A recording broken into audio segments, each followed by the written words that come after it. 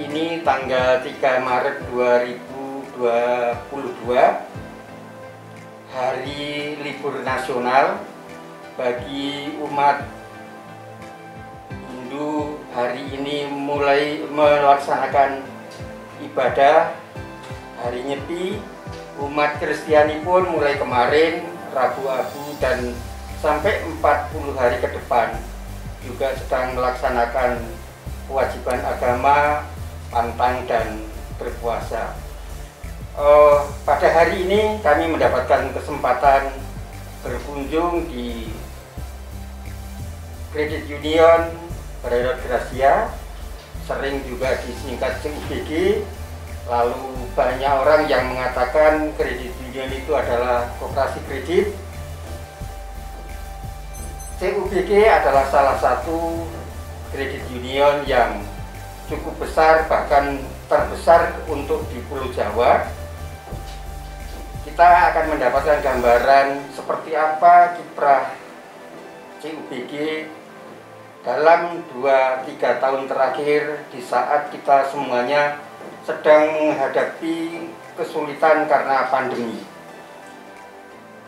Dari sisi keuangan mungkin nanti kita akan mendapatkan penjelasan dari Ketua CUBG, Bapak Leon. Selamat sore, Pak Leon. Selamat sore, Pak Briono. Kami ingin mendapatkan penjelasan kiprah CUBG selama 2-3 tahun dalam masa pandemi ini seperti apa. Apakah masih lancar-lancar saja, ataukah ada kendala? Kalau misalnya ada kendala, kendalanya seberapa besar? Terutama kendala itu ada di posisi apa? Silakan Pak Leon. Baik, terima kasih Pak Mariono. Pertama-tama saya ucapkan terima kasih banyak atas kesediaan Bapak mau singgah di tempat kami, sehingga di kantor kami untuk sekedar kita berbincang-bincang tentang perkembangan KSP CU Brerot Gracia yang sejak berdiri hingga saat ini kurang lebih 16 tahun. 16 tahun? Ya, kurang lebih 16 tahun. Sudah remaja, Pak? Ya, kalau mau dibilang seperti itu, sudah remaja. Tentu remajanya pertumbuhan anak dengan pertumbuhan organisasi tentu ada banyak tantangan dan hambatannya. Oke. Ya. Baik, mungkin saya akan menyampaikan dua hal dari aspek pemberdayaan maupun kinerja keuangan. Oke. Sebagaimana misi Kredit Union Brerot Gracia itu meningkatkan kualitas hidup anggota melalui pemberdayaan berbasis komunitas, ya. Kualitas hidup anggota komunitas. Ya, basisnya komunitas. Okay. Ya. Jadi pemberdayaan anggota, kualitas anggota itu kita harapkan melalui pemberdayaan yang ada, kualitas anggota bisa berubah tetapi berbasis komunitas. Saya mungkin 3-4 tahun terakhir ini berbagai langkah strategis yang sudah kita lakukan. Pertama adalah bagaimana anggota-anggota kami yang kurang lebih 11.000 orang itu menjadi bagian daripada komunitas yang kami sebut dengan nama komunitas basis anggota. Iya. Komunitas basis anggota. Secara umum, komunitas basis anggota itu keanggotaannya minimal 20 orang. Maka langkah ini ya per kelompok minimal sekitar 20 orang. Lalu ada langkah strategis yang kami lakukan agar supaya setiap kantor cabang kami itu, saat ini kami memiliki 9 kantor cabang. Oh, sudah banyak, Pak? Ya, sudah banyak. Lalu minimal keanggotaan di setiap kantor cabang itu di atas 1.000. Nah, semua anggota yang berada di setiap kantor cabang itu harus merupakan bagian daripada komunitas. Oh. Bagian daripada komunitas basis anggota tadi. Pak, kantor cabangnya ini meliputi hanya di kota Jakarta atau sampai ke Jabodetabek?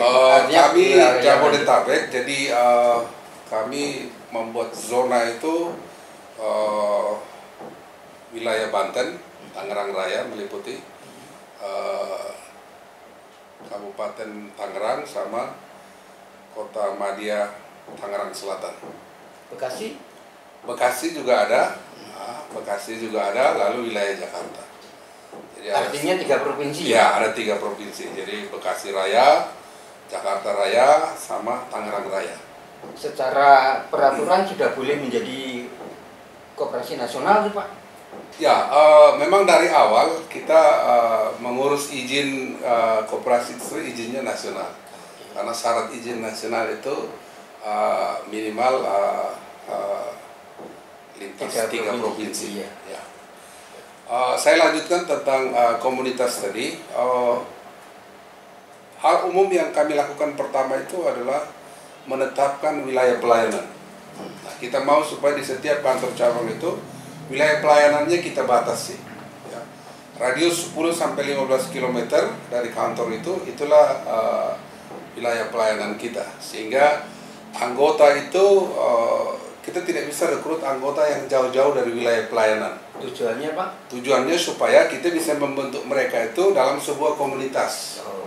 Sehingga komunitas itu harapannya dengan pembatasan wilayah pelayanan itu mudah mengatur anggota itu tergabung dalam sebuah komunitas. Jadi kalau di Katolik itu sama dengan lingkungan. Oh iya. Jadi kita maunya supaya komunitas itu kita bentuk seperti lingkungan di gereja, supaya mudah dikoordinir dan seterusnya, supaya berbagai program-program kerja di CU ini bisa terlaksana karena komunitasnya itu saling mengenal satu sama lain. Iya. Lalu nanti juga anggota-anggota yang hari ini masih berada di luar wilayah pelayanan itu kita lakukan mutasi antar kantor cabang.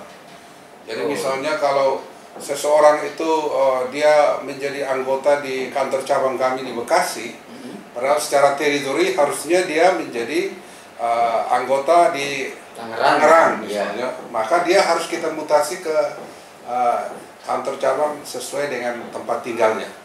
Mutasinya itu melalui teknologi, artinya pelayanan teknologi atau memang mutasi itu mutasi administrasi. Sebenarnya dari pelayanan teknologi sebenarnya tidak ada masalah, dia bisa datang ke kantor mana saja untuk menyetor atau menarik simpanan dia atau membayar kewajiban dia bisa melalui kantor cabang mana saja. Tapi secara administrasi dia adalah anggota di kantor cabang sesuai dengan domisilinya. Tidak ada kesulitan, Pak, tadi hanya melapor saja ya? Sebenarnya awal memang kami harus memberitahu kepada seluruh anggota, lalu anggota diberitahu, lalu secara administrasi kita lakukan mutasi administrasi itu ke kantor cabang yang dituju, lalu tidak ada masalah. Oke. Karena secara teknologi hari ini karena kami basis pelayanan teknologi itu berbasis online, jadi di kantor cabang manapun anggota bisa melakukan transaksi simpanan dan seterusnya. Kecuali dia ingin mengajukan pinjaman, maka dia harus ke kantor cabang di mana dia terdaftar sebagai anggota. Nah, itu yang kita lakukan terkait dengan teritori. Lalu juga sekarang kita sedang galakkan agar supaya semua anggota itu menjadi bagian daripada komunitas-komunitas. Memang hari ini semua itu sudah kita lakukan, tinggal keaktifan komunitas ini yang perlu dari hari ke hari perlu kita tingkatkan. Sama halnya juga dengan RT, bahwa kadang-kadang ada warga yang aktif, ada warga yang tidak aktif dan lain sebagainya. Maka di komunitas KBA sendiri juga masih ada seperti itu, maka ke depan kita harus bagaimana caranya partisipasi anggota mulai dari komunitas, lalu masuk kepada partisipasi mereka dalam kegiatan-kegiatan di CIU itu semakin giat dan lain sebagainya, termasuk misalnya bagaimana menghimbau anggota agar bisa mengakses pinjaman. Oke. Nah, karena bisnis utama CU itu adalah simpan dan pinjam. Simpan dan pinjam ya. Nah, simpan dan pinjam itu yang ketentuan kita yang boleh meminjam itu adalah anggota, yang boleh menyimpan itu adalah anggota. Nah, yang membayar simpanan itu adalah sumber dananya dari pinjaman. Nah, maka agar supaya kita juga ikut berpartisipasi membayar simpanan-simpanan kita yang ada di CU maupun simpanan anggota lain, maka seluruh anggota harus aktif meminjam. Makanya dengan cara itu bisnis di CU ini bisa hidup. Kondisinya sekarang Pak? Ya, ini pasca 2019 ke sini, sejak pandemi tahun 2020 sampai dengan 2021 itu memang aspek simpan pinjam ini, pinjaman kita itu terus menurun sekitar 40-an% saja. Lumayan tinggi ya? Ya lumayan, padahal idealnya itu harus 70% yang beredar. Yang harus beredar. Iya. Tapi sejak pandemi ini 2 tahun 2020, 2021 ini ya mulai berkisar naik perlahan-lahan, tapi belum mencapai ideal. Pak, faktornya kan kemungkinan teman-teman yang di basis tadi ya, itu kan untuk kegiatan usaha kan Pak, ya, pinjam itu, atau faktor lain Pak? Sebenarnya memang sejauh ini memang pemberdayaan di CUBG itu belum maksimal berjalan secara baik, tetapi sudah ada anggota-anggota yang memiliki usaha-usaha produktif. Nah, harapannya ke depan itu semakin banyak anggota memiliki usaha produktif. Dengan demikian, ketika mereka ingin mengembangkan usaha atau memulai sebuah usaha itu membutuhkan dana. Maka harapannya mereka bisa mengakses pinjaman kecil untuk bisa memulai usaha itu atau mengembangkan usaha mereka. Sehingga ke depan kita berharap pemberdayaan ini dari hari ke hari semakin baik, sehingga pemberdayaan ini bisa menjadi ujung tombak kenapa orang harus meminjam di CU. Hari-hari terakhir ini kan kalau kita kilas balik ke belakang memang ada kombinasi pinjaman untuk konsumtif dan lain sebagainya. Nah, itu masih mendominasi. Harapan kami ke depan ini pemberdayaan menjadi ujung tombak dan setiap anggota memiliki usaha produktif. Dengan demikian kualitas hidupnya kita pastikan bisa berubah dan CU ini secara organisasi bisa semakin tumbuh, anggota juga dari hari ke hari bisa berubah kualitasnya. Ini kan untuk merubah kualitas hidup ya Pak? Ya.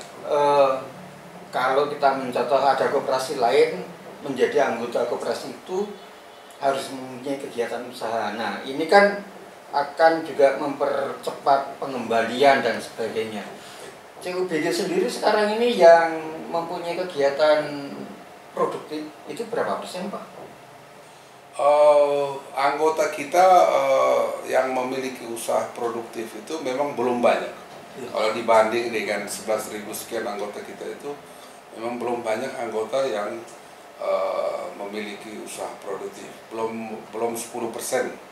Belum sampai 10% anggota kita yang memiliki usaha-usaha produktif. Maka itu perjuangannya masih berat itu Pak? Masih berat. Memang ke depan maka program-program kerja kita itu dari hari ke hari itu dari tahun di dalam bisnis plan kita itu memang prioritas utama kita bagaimana caranya anggota tergabung dalam sebuah komunitas, lalu di dalam komunitas itu ada sharing-sharing informasi tentang usaha produktif.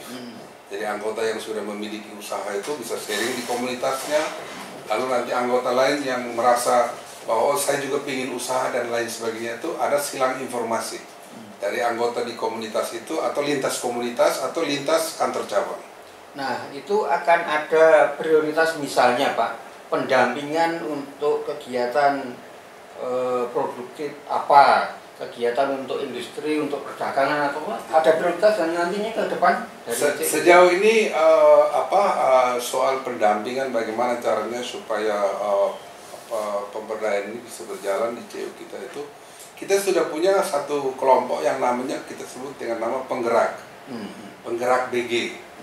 Nah, penggerak BG ini di setiap kantor cabang itu ada. Berapa orang per kantor cabang? Setiap per kantor cabang itu kurang lebih minimal sekitar 5 orang lah penggerak BG itu. Kita berharap agar penggerak BG ini bisa mengaktifkan KBA-KBA tadi, termasuk juga memotret tentang anggota yang sudah memiliki usaha atau berencana untuk mempunyai usaha. Oh, iya. Pak, kira-kira yang paling mudah untuk melakukan pendampingan juga untuk teman-teman yang pengen berusaha itu juga cepat terrealisasi itu apa Pak? Bidang apa misalnya? Jenis usaha apa gitu?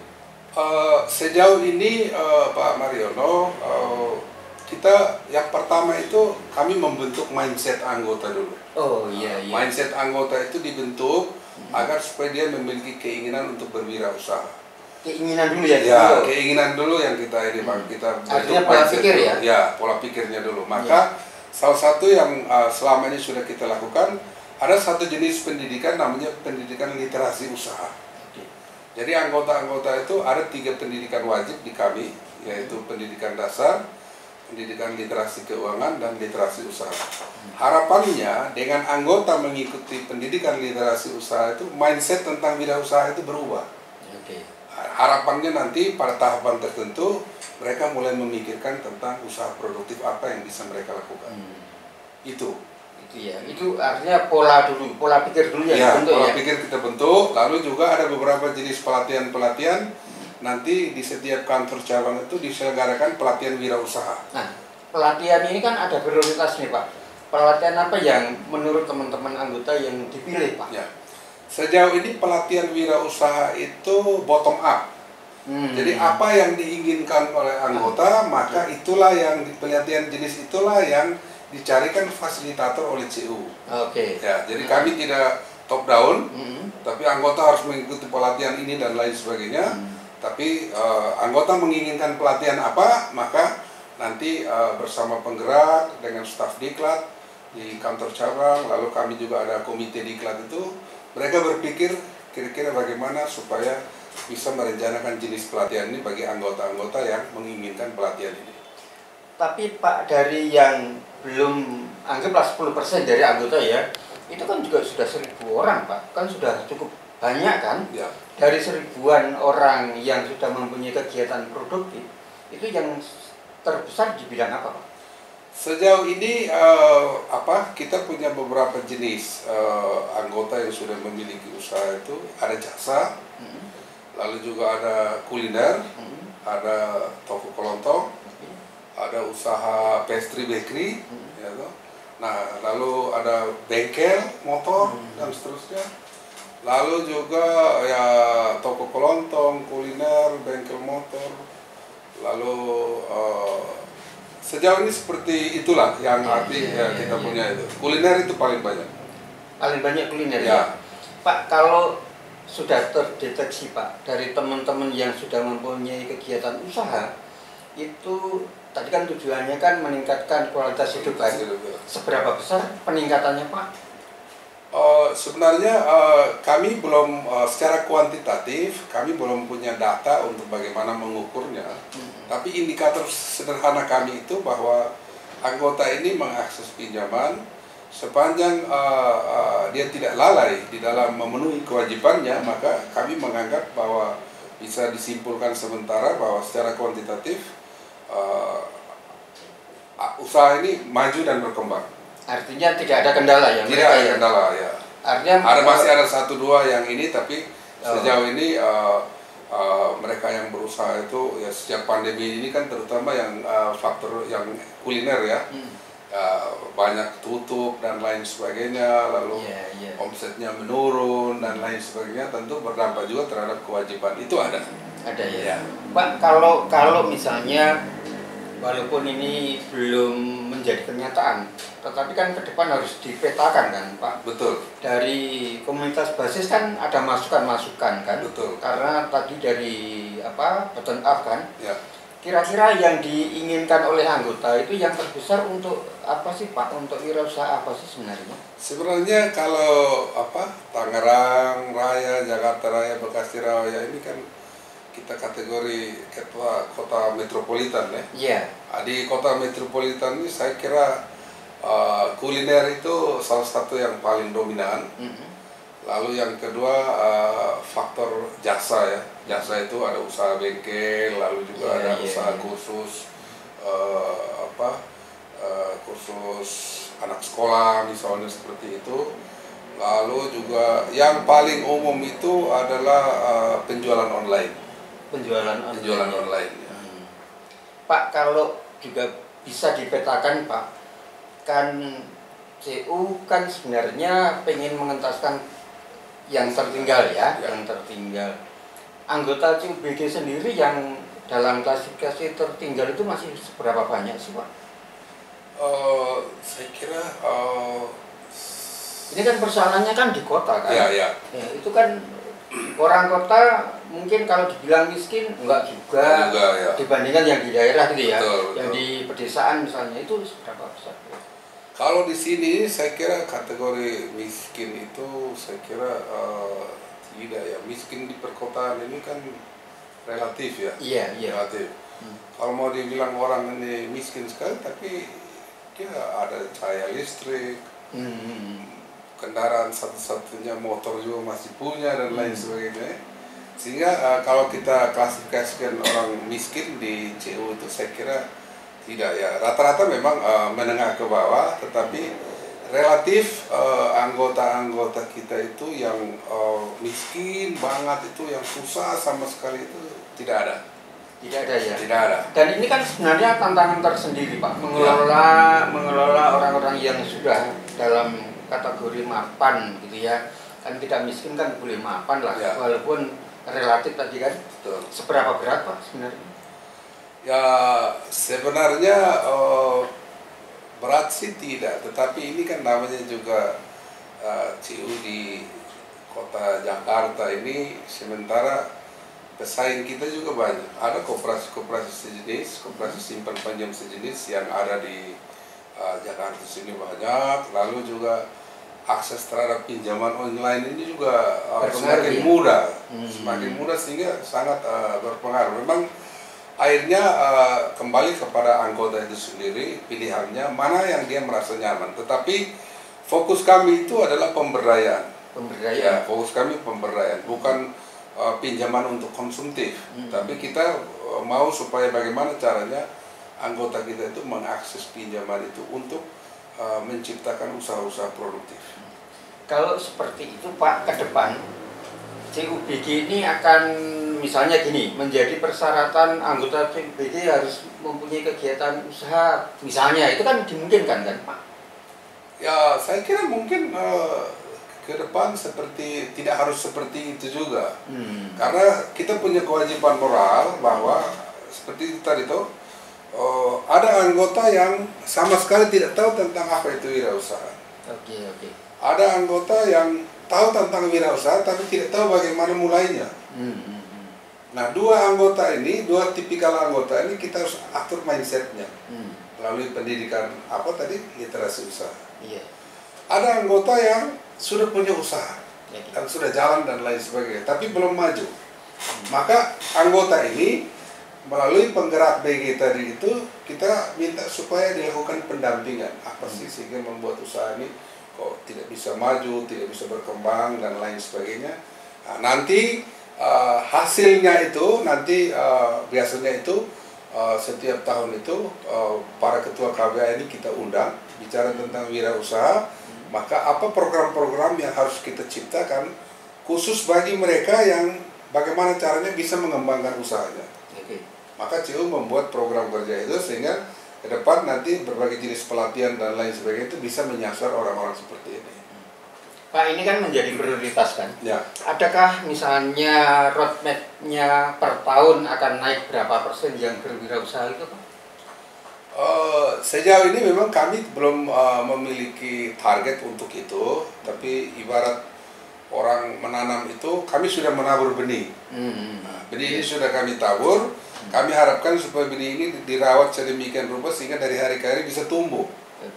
Kalau dia bisa tumbuh, makin berkembang dan lain sebagainya, ya puji Tuhan. Nah itu harapan kita, bahwa target harus sekian orang memiliki usaha dan lain sebagainya. Memang belum, karena pemberdayaan sendiri kami baru mulai 3 tahun terakhir ini untuk supaya konsentrasi di bidang pemberdayaan ini. Ibarat orang menanam itu, kami baru menabur benih. Harapannya supaya benih ini bisa tumbuh perlahan-lahan dan seterusnya. Mesti cepat Pak. Ya. Mesti cepat benihnya kan. Ya. Ini kan tantangan di kota kan sangat berbeda dengan yang di daerah-daerah ya Pak. Tetap saja harus memilih tantangan yang terberat Pak. Itu apa Pak? Ya, tantangan terberat itu soal partisipasi anggota. Oh itu ya. Kan kita berharap supaya partisipasi anggota ini dari hari ke hari semakin baik. Berbagai jenis pelatihan pendidikan itu bisa diikuti oleh anggota, karena semua program kerja menyangkut diklat dan pemberdayaan itu hanya untuk anggota. Kita berharap supaya ke depan itu mereka-mereka yang ibaratnya belum punya bayangan sama sekali tentang wirausaha itu coba ikut pendidikan literasi usaha. Lalu yang sudah punya niat untuk berusaha tapi belum tahu bagaimana memulainya, bagaimana sumber modalnya, maka coba kita lakukan pendekatan, lakukan itu kita namanya pertemuan periodik di KWA itu kita lakukan. Nanti teman-teman manajemen di setiap kantor cabang itu akan datang ke KWA untuk melakukan pertemuan periodik. Di antaranya termasuk menyasar bagaimana caranya supaya apakah ada anggota yang sudah punya niat untuk berusaha, sudah tahu mau usaha apa, tapi masih kesulitan modal. Maka kita beri edukasi, kita beri edukasi supaya mereka bisa mengakses modal pinjaman dari CU supaya bisa segera memulai usahanya. Pak, kalau tadi kita sudah memulai membuka dengan CUBG kan salah satu CU terbesar di Jawa ya. Sekarang untuk juga nanti mendukung permodalan teman-teman yang akan berwirausaha itu, sekarang sebenarnya perkembangan keuangannya seperti apa Pak? Sudah berapa asetnya? Sebenarnya hari ini itu aset kita itu kurang lebih sekitar 170-an miliar. Oh iya, besar ya. 170-an miliar. Ada pertumbuhan, tapi 2 tahun terakhir ini memang pertumbuhannya belum ideal, masih di bawah 10%. Harapannya kan kalau ideal itu kan pertumbuhan aset setiap tahun itu kan 10% minimal ya.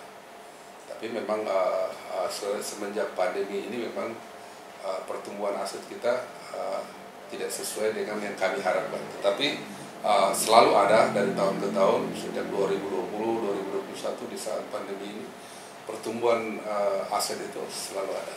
Tapi Pak, kata teman-teman yang mengelola sektor keuangan tidak rugi, itu sudah baik Pak katanya.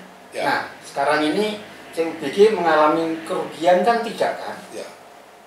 Sebenarnya 2 tahun terakhir selama pandemi ini memang dari segi bisnis pendapatan kita juga tidak terlalu bagus, tapi di lain sisi kan faktor biaya itu kan tetap semakin tinggi. Tetapi puji Tuhan di 2020, di 2021 ini kami tetap masih bisa membukukan SHU itu sekitar 500 juta. Artinya tidak malu ya Pak? Ya.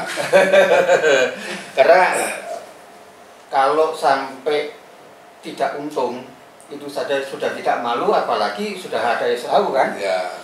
Pak Liang, silakan untuk menyampaikan apa yang perlu untuk teman-teman yang akan menjadi anggota CU untuk masyarakat umum melalui UKM AUFI, Pak, silakan.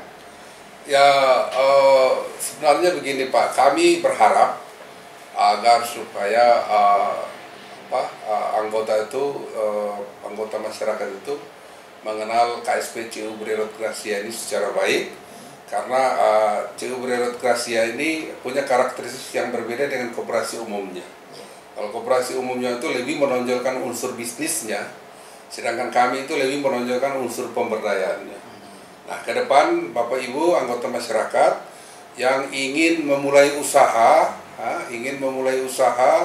ingin mengakses permodalan yang murah, tanpa dikejar-kejar oleh rentenir, tanpa dikejar-kejar oleh debt collector dan lain sebagainya, masuklah menjadi anggota KSP CU Bererot Gracia. Kami punya kantor cabang di Tangerang Raya ada, lalu di Bekasi Raya juga ada, lalu di Jakarta Raya juga kita punya beberapa kantor cabang. Jadi Bapak Ibu yang ingin masuk menjadi anggota CUBG Dengan sangat terbuka kami menyambut itu, khususnya mereka yang ingin meningkatkan kualitas hidupnya melalui usaha-usaha produktif tadi, masuklah ke CUBG, silakan menjadi anggota Kredit Union Brerot Gracia. Dengan tangan terbuka kami bersedia menerima siapapun dia sepanjang dia ingin merubah kualitas hidupnya bersama lembaga kami.